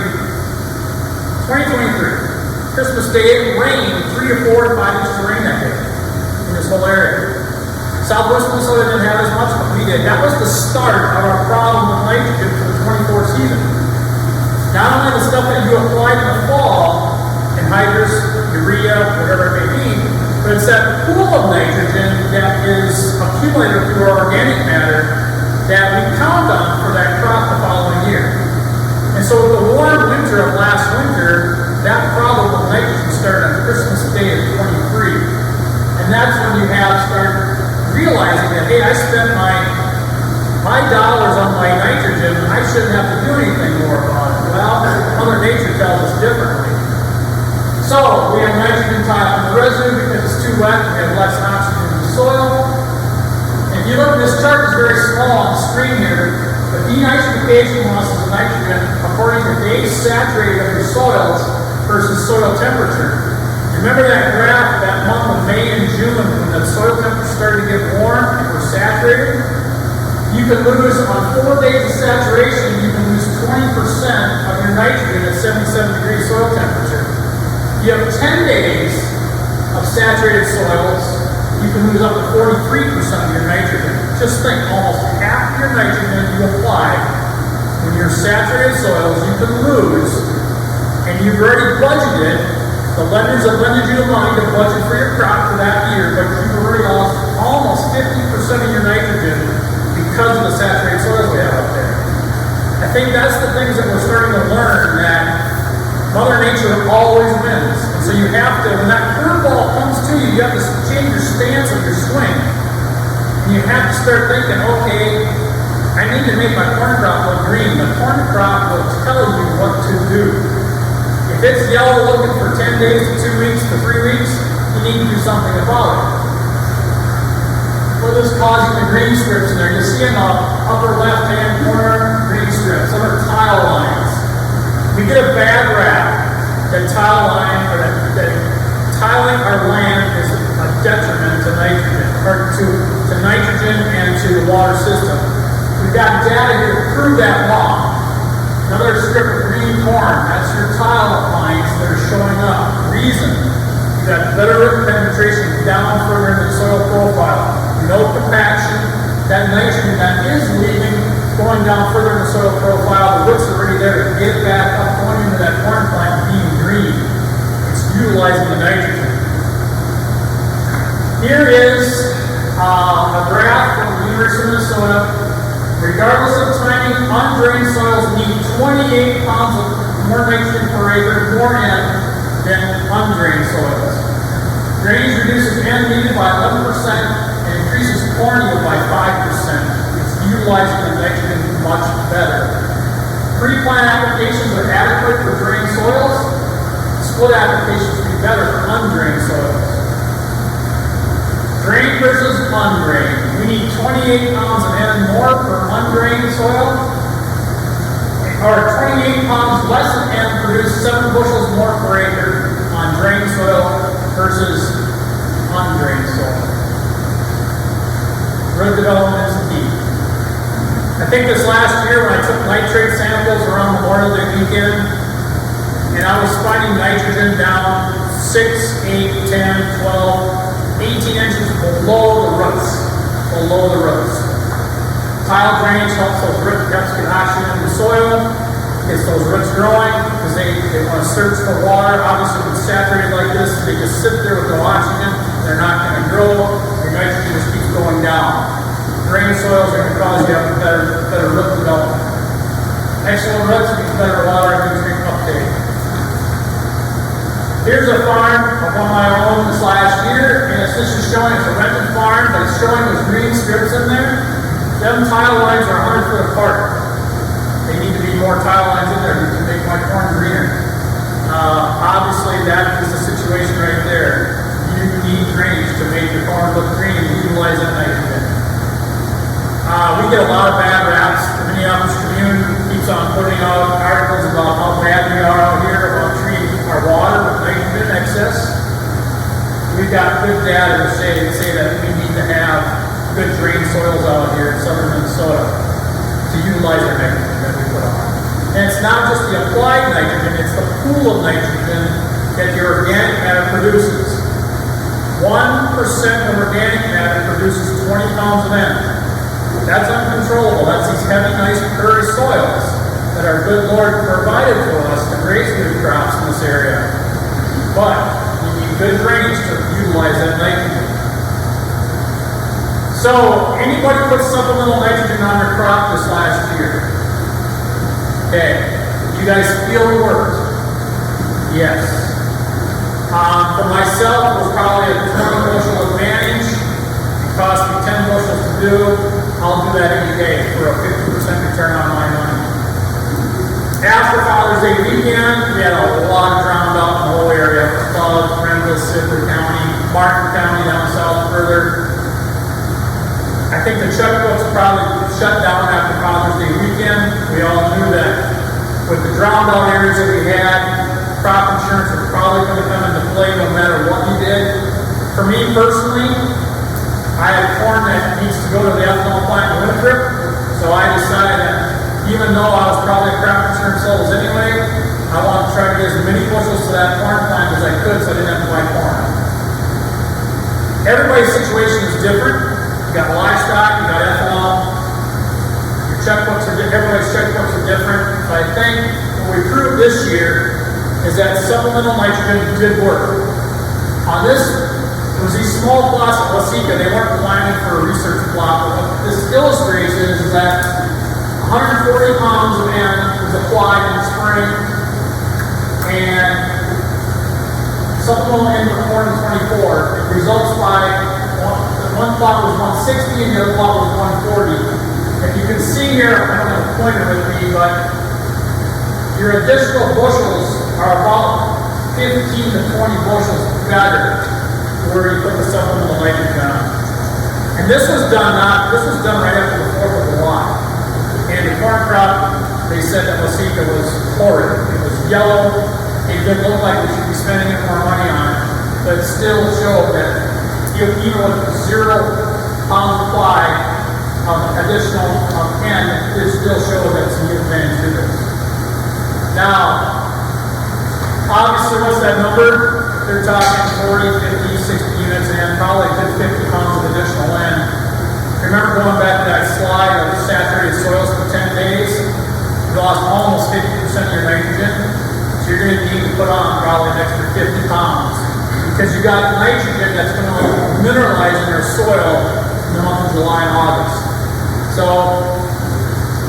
what did we learn? We learned that the corn plant will tell you what to do. That's what we learned. And bushels pay the bills. So it's a small chart, but we talked about, I'm going to go to the next one. This just tells you your sources of nitrogen. Anhydrous takes 3 to 8 weeks to break down to the nitrate form, which is utilized by the corn plant versus ammonia. Urea is 1 to 2 weeks, and 32% or 28% is 1 to 2 days. And this is their recommendations right now for southern Minnesota. Fall applications of anhydrous, if you're going to continue to do this practice, you got to look at 70 to 75% of your amount of N that you want to put on, followed by a spring application of a pre-plant versus urea or 32%. That is a very good choice of splitting that nitrogen up a little bit. Second of all, spring pre-plant nitrogen. The best all-around source. I spent 2 days in St. Cloud last week at a fertility conference. The best all-around nitrogen way for putting on your corn crop is spring nitrogen. I have a college buddy down by Pipestone. They were just as wet as we are. They dried out a little bit. But he puts on spring anhydrous, and he was 20, 30, 40 bushels better than his neighbors that had spring urea on. It takes time.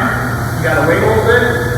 But if you do have the time and you have the patience, spring anhydrous is still your ultimate best source of nitrogen. Spring pre-plant urea with some ESN is probably your second best versus fall application of anhydrous with a split of nitrogen, a split of 32%. But the thing about ESN is it's a pelletized urea particle that takes a lot of water to get it to get into the solution. So in 2023, ESN did not break down as quick as it should have, especially in corn on corn. And so you got to remember that it takes rain to make that break down. So it's not a bulletproof scenario for that type of management tactic or nitrogen source. Do whatever you think you need to do for your operation. I'm not saying that one above the other is better or worse, but I do think splitting your N is probably a really good thing if you can't do spring nitrous. I think you need to look at that. Spring urea, ESN, I get it, you get those floaters out there, but I think we have to look at timing As we go moving forward, it's going to be harder and harder if we want to do spring applications to get your nitrogen done on time. If we all went to that, it's probably a good source. Obviously, time to do that, but you got to look at reality and look at where our fertilizer comes from our dealers, and can they get to you when you're ready to plant corn. I think a lot of operations are starting to look at doing their own applications of fertilizers, nitrogen, NPK, whatever the whole ball wax. I think there are more operations looking at applying their own so that they get it done on time for themselves. One floater, if you can do 1,000 acres a day, one floater, and you've got planters now, a lot of operations have 60, 90-foot planters, whatever you want to look at, or 60-foot planter, or whatever it is, you plant a lot of acres of corn in a day. So just remember, if you want to do an all-spring application, and we don't have that perfect spring, you're going to have to wait. So you got to start thinking outside the box of what's going to make it work for your operation.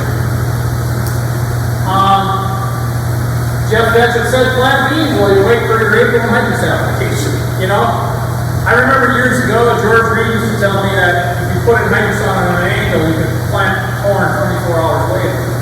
You still got your headlands to worry about that you have some issues with, but you could plant corn and put it on an angle 24 hours later.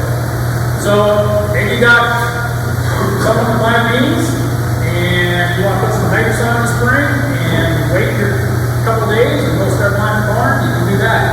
There's a lot of different scenarios you can do to make it work for your operation.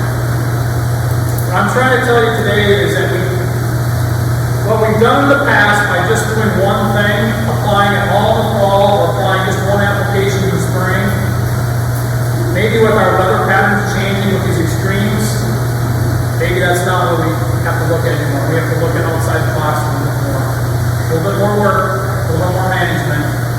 But I think bushels pay the bills, and so we have to look at what our corn crop can do for us. And let citizens lend you the money for tile. And do as much tiling as you can before laws can't make you tile. But keep that tile plow going, and go and go and go. It pays and pays and pays. And it pays big dividends. So I know we can't tile for the big 8 to 10 inch units with the ponding. We're all screwed when it comes to our waterways being full, getting to the Minnesota River. But generally, you have those type of years, maybe 1 out of 30, 1 out of 10, whatever your area is experiencing. But you got 9 other years out of that 10 that the tile is really going to it's going to pay the bills big time. So with that, anybody with manure here? Okay. Manure's a big deal. The University of Minnesota is really starting to do a lot of research on the availability of nitrogen. On these wet, colder years, the availability of nitrogen out of your manure is not what the book values say. Book values say for hog manure, you should have a 75% assumption of nitrogen out of that. Same with dairy, 55%. In reality, it's only 46% out of the hog barn when you have a wet, cold year, or it's down on dairy, it's down to 24 to 28%. Poultry manure, 70% assumed nitrogen, down to 34%. A lot of my manured livestock guys this year they just could not get a break on their corn crop, and they were counting on that manure, that nitrogen on manure. Some guys put on a 10 gallons of 32% to help get it started. Still wasn't there. It's the mineralization process when you have a wet, cold soil that just can't get those microbial activity to work. And so my issue right now at MPCA is that they need to look at this when we do manure management plans, because they're hammering us on putting too much nitrogen on, and we just can't get that manure to perform in nitrogen like it should. So this is 2018 and 19 data. Those were wet falls and wet springs. So we're trying to get MPCA to look at this data a lot more seriously about how we manage manure. So if you're buying manure, make sure that you're not paying too much for that nitrogen, because you can't count on manure. That's what our corn crop's supposed to look like. We've got a nice program. I hope that we have that this year. We want a really good crop. We hope that that's what we want to look at. Okay. This is herbicide. Not all yellow corn is nitrogen. This is herbicide carryover from a sprayer the previous year with your headlands. And so not all the yellow corn is nitrogen deficient. So make sure that what you got going on is for sure nitrogen. So, okay, tar spot. I'm just going to touch on it a little bit. Tar spot's a fungus that attacks corn. Very temperature dependent. It loves that 65 to 75 degree weather. It does not have to be totally wet out there, but it causes huge losses. This is our new tar spot map of October 2024. It basically encompasses the 2/3 part of the state of Minnesota where it's been found. It takes 30 to 50 to 80 bushels an acre away in 19 days. So, how do we manage it? Your fungicide applications that you put on your corn crop are going to last 6 weeks with your good crops. You want to drag your feet as long as you can because when these temperatures come, it's around state fair time. 65 to 75 degrees with wetness on the foliage. So drag your feet as long as you can. Get that full 6 weeks. You need to get into mid-September for protection on that corn plant. So I say that last week of July is your kind of week that start looking at spraying fungicide in your corn. Regardless of what your dealer is telling you about getting out there early, if you're going to get out there early, you have an infection of tar spot, you're going to be spraying twice. Okay? We got to try to do this correctly in the state of Minnesota. Indiana, Illinois, Iowa, they are spraying twice for this disease. You want to get by with one time, you drag your feet as long as you can because you need the protection. I say from McLeod County Fair time through that 10th to 15th of September time frame. That's when you really need it the most. Fungicide efficacies, Revitec, Veltima, and Valero Complete are your 3 best fungicides to apply to your corn crop for the longest efficacy that you need for your corn crop. Your longer maturing days, going back to my school days with you, and still holds true today. Long maturing corn still yield the best.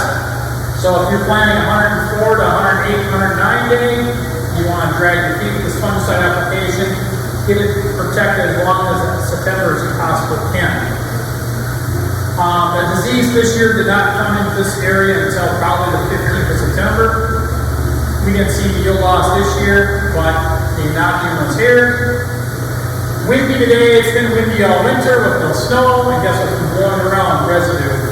This disease does not get taken care of by cold temperatures. It will be here, it is here, it's blowing around from a lot of neighbors, and so be prepared to spend money on a fungicide for your corn crop for this disease. 19 days from when it starts in your field to possibly 50 bushels an acre loss. It's a big deal.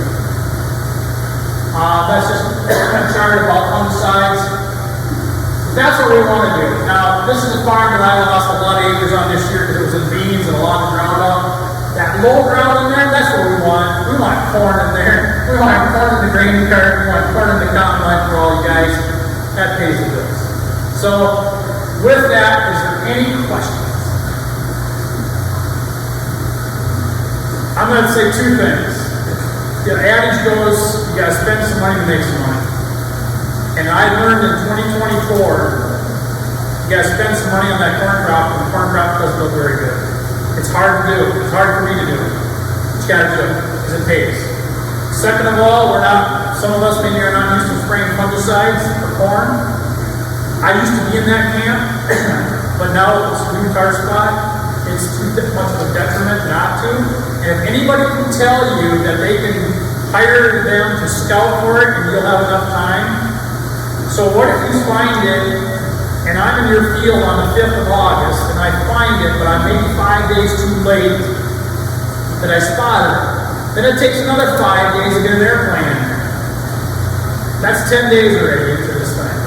You've got 19 days from start to finish when this thing can really do a detriment. Be proactive. Don't be reactive. Be proactive. So, That's why we have operating notes. Use those dollars for your advantage to get bushels of beef or bin. I've changed my tune a little bit on some of this stuff. It's just, the risk is too high. So, if there's not any questions, that's all I've got to say this tonight. Can you spray too early? Yes, you can, because of the fact that if you want to spray the second time, yeah, you can spray too. If you want to save those dollars, you can spray once with these products that I just mentioned and give you the 6 weeks of protection. You can spray too early because I think what we saw this last year is that they came in late in mid-September. So I can say if you want to get my application, you can spray too early. And now, obviously, with our aerial applicators, drones work. Drones are surprising. I was surprised this year with research. Drones do work very well. It's that downforce of the propellers that get good coverage in the corn plants. So if you can't get an airplane in, try to get a drone in.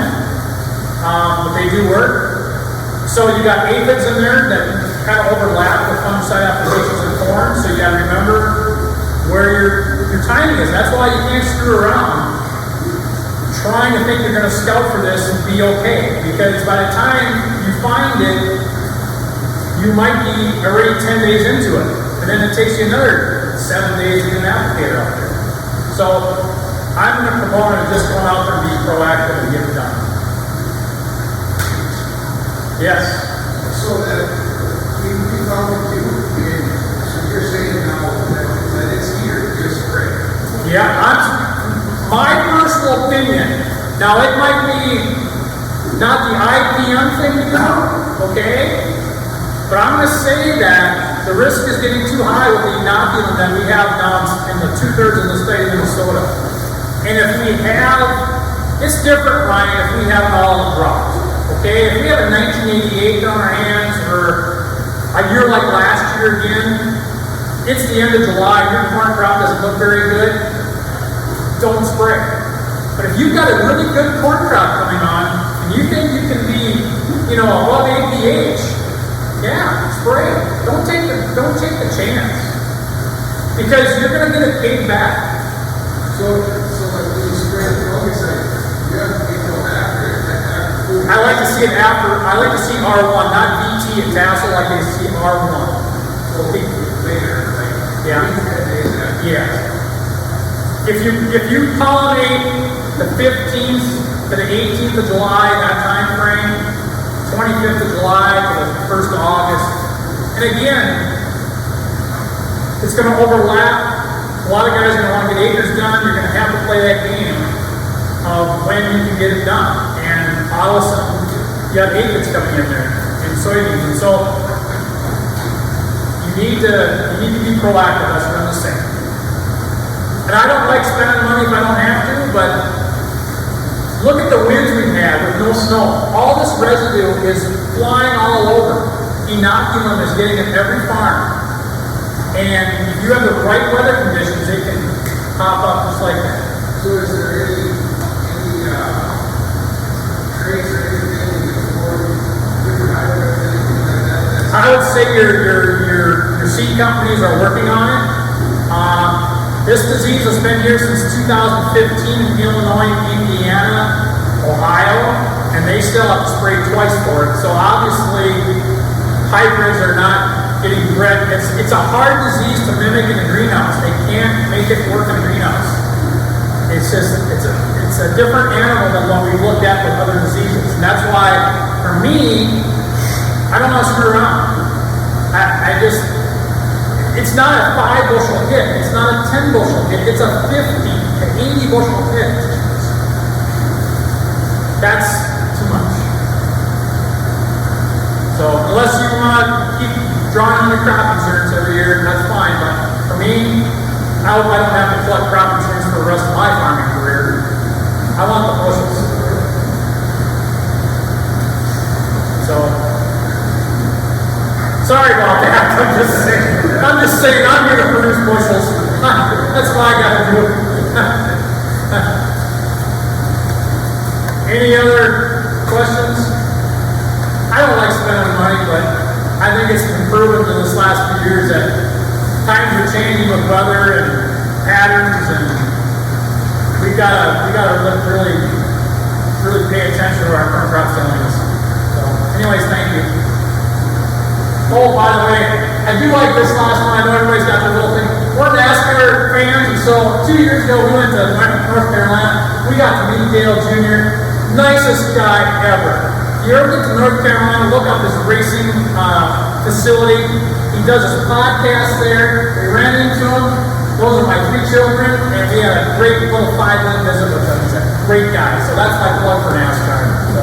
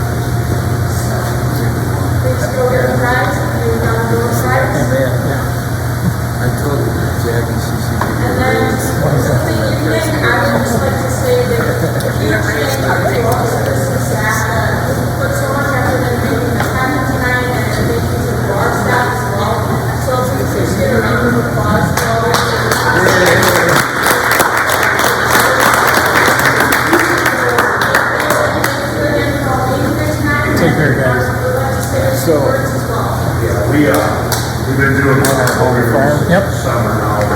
We have a lot of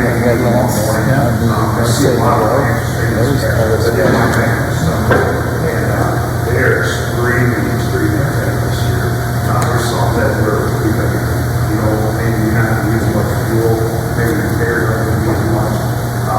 Everything we talked about today is some risk management, so please use some of these tools to help us out. We're here to help you. None of our lenders, none of our crop insurance people get paid inside pay. We're here to help you guys. We are all farmers. I farm in Dewey, Minnesota. You know that corn and soybeans, we will get some wheat cattle. We're all playing the game with you. Here today on the major for the night and weekends. We're farmers. So please use these tools. Very, very careful this year. Make some wise decisions. Crop insurance values, Steve went over. We could insure $1,400 an acre 3 years ago, $800, $650. I don't know where we're going to end up this year yet. We kind of got an idea, but the floors are coming down, and when you can insure for a crop, it's pretty easy. You can't do that so much anymore. It's expenses haven't come down in prices. So with that, thank you for coming. Thank you for your business. If you have any questions, I'll make sure you reach out to somebody in a purple shirt. We have 14 crop insurance agents and that are working with us now, and we're here to help you.